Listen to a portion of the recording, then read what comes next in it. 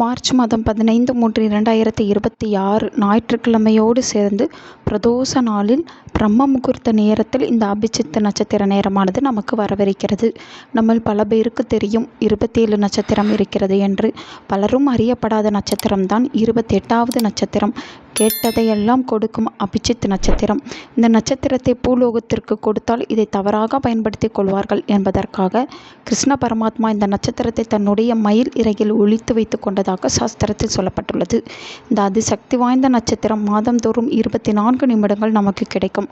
அதன் அடிப்படையில் இந்த மார்ச் மாதத்திற்கு ஞாயிற்றுக்கிழமையில் அபிஜித் நட்சத்திர நேரமானது எப்போது வருகிறது என்பதை பற்றி தான் இந்த வீடியோவில் நாம் பார்க்க போகிறோம். நாளைய தினம் அதிகாலை 3:47 மணியிலிருந்து 4:11 மணி வரை இந்த 24 நிமிடங்கள் பொன்னான நிமிடங்கள் நமக்கு கிடைக்க இருக்கின்றது.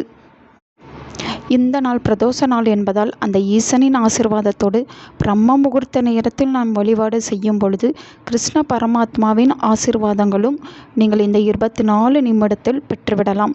ஆனால் உங்கள் பிரார்த்தனையை மட்டும் மனமுருகி அந்த கிருஷ்ண பரமாத்மாவிடமும் ஈசனிடமும் வைத்தால் போதும்.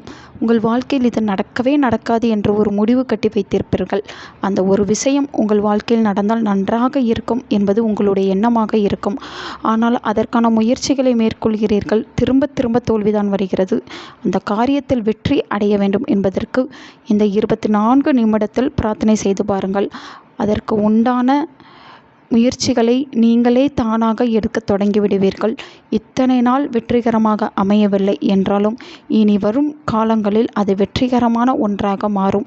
உங்களுடைய தலைவிதியானது மாற்றி எழுதப்படும்.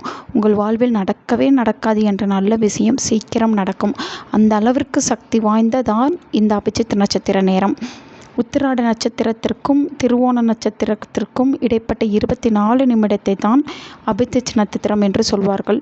இந்த குறிப்பிட்ட நேரத்தில் பூஜை அறையில் கிருஷ்ண பரமாத்மாவை நினைத்து 2 மண் அகல் விளக்குகளை ஏற்றி வைத்து உங்களுடைய பிரார்த்தனையை முழு மூச்சோடு வைத்தால் போதும். நீங்கள் எண்ணிய காரியம் ஈடேறும். இவ்வளவுதான் வழிபாடு.